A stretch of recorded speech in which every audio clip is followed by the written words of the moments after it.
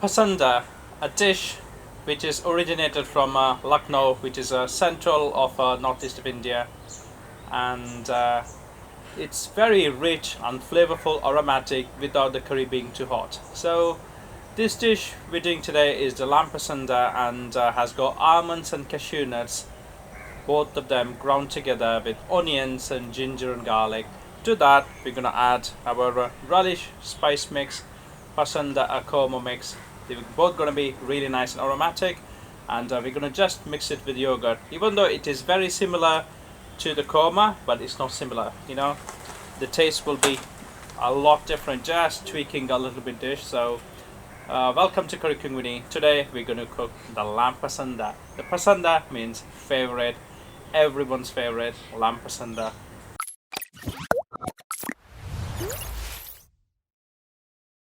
First things first, so I've taken about 10 cashew nuts and 10 almonds and soaked it in the warm water. Just leave it. So what the warm water does is it helps to break the almond and everything into creamy paste, so it swells and it becomes creamy rather than like a nutty and powdery. I've taken 3 tablespoons of yogurt. To that I'm going to add our wonderful aromatic korma and pasanda mix. So smells absolutely gorgeous. So what I'm going to do here is I'm just going to about 1.5 teaspoon just mix the yogurt and leave it. Just give it a stir, create a really like a fine smooth paste. That's what we're trying to do. So what it does as well, it absorbs the moisture in the yogurt, so it doesn't break the yogurt when you're cooking. It becomes like a paste. There you go.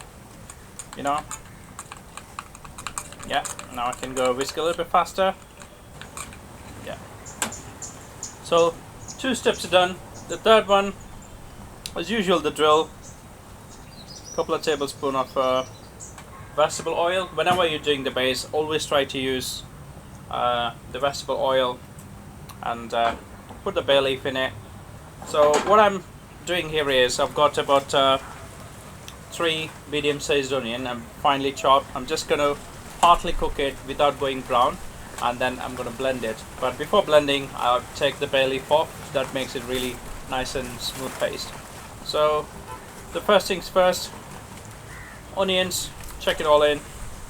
So it's really important, all the onions, it's finely chopped. It helps to cook the onion quicker. So it's quite windy today, so it might take a little bit longer than normal. Windy in the sense of breeze, not me, I'm fine. So just add a pinch of salt. Today I'm using the pink salt, the Himalayan salt. This is only 50p, so we can afford that. It's not that much. Just adding a bit of salt helps the onion to release the moisture. And so we don't want to make the onions brown here.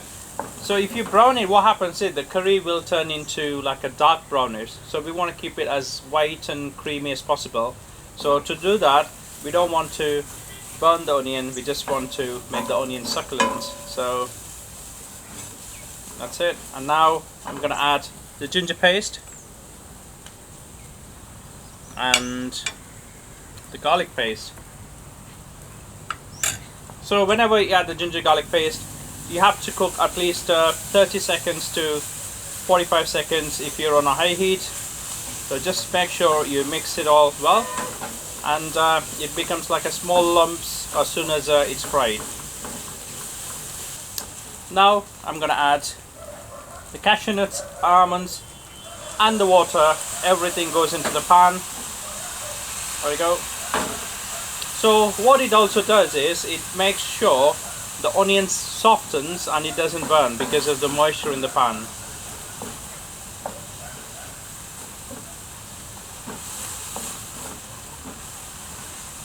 There you go. That's done. So be careful when you do that at home. And now I'm going to blend it into a fine, smooth paste. So meanwhile, the base curry is getting pasted. I'm going to add just about couple of tablespoons oil, doesn't need much, and the drill, get the pan on nice, like a medium to high heat. So you can try to use as less oil as possible when you're blending the technique, because we're really not cooking the onion completely, so we don't need a lot of oil to do that. So this curry will be rich because of the cashew nuts and almonds, not because of loads of butter and cream. Yeah, it doesn't need to be. And the second thing, the second lot of whole spices. Yeah, and as the drill, you know, when the spices start releasing the aroma, that's when we're gonna add the onion. But this time we're gonna cook the onion just it goes like a light golden brown. The reason, we pasted the onion first, but if I don't add any onions now, if I just add the spices and the lamb, it will look like, you know, it's some sort of curry out of the can, you know, processed or something. But this is very easy to make at home, so it adds texture to the curry, adding those bits of onion. So I've taken about half an onion. So on the recipe it's for 2 people, you have to take 1 medium-sized onion. So again, they are finely chopped. It's a very important technique to do that, but make sure you learn it, you know, because you will be cooking curry all your life. So learning chopping onion is essential, because that's where everything begins. Yeah, now you can see the onions turning light golden. So I just wanted to go a little bit more golden than that, because so that way it doesn't feel the rawness. Now the onions light golden, we don't want to leave any further. Add the lamb on high heat, just mix it. So that's the drill. Whenever you add the lamb, you want to make sure you cook on high heat until all the pinkness disappears. That's when we're going to add the yogurt. Now turn the heat down before you add the yogurt spice.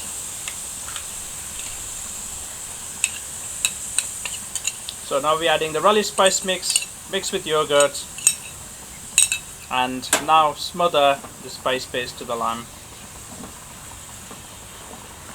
and cook until the oil starts separate from the yogurt, and then we're going to add our base paste. Yeah. So once it's all mixed, you can add a pinch of salt, because you added salt to the base as well, so be careful. So adding salt, and now bring the heat up again a little bit. So we just want to make sure when it cooks, you can see the oil starts depositing on the side. That's when you can tell the yogurt is cooked, the spices is cooked as well. We can add the base paste, as you can see now, the base paste. So white and creamy, we're going to add that to in a minute. Now you can see the oil starts coming out of the yogurt. That's when it says the yogurt and the spices are cooked. I'm going to add the base paste, and I love this step. Look at that. Now mix it. How it changes the curry. Unbelievable. The process of cooking is so fascinating. Look at that, like a mosaic tiles. I'm just going to leave it like that because it just looks so picturesque. And add some hot water, about 250-300 ml, or enough water to cook the lamb, and then just give it a mix, good mix. Just gonna taste the sauce for the salt. Just pour it a little bit.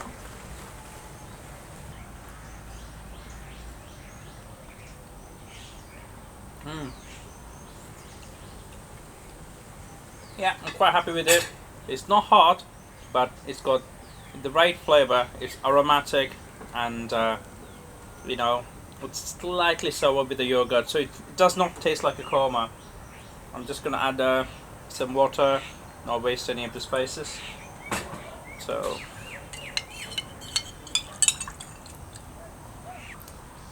you keep the heat on high until it starts boiling. Once it starts boiling, leave it for about 10 minutes, then turn the heat down. That's when the lamb slowly starts cooking and releases the flavor to the curry, and absorbs the spices from the curry.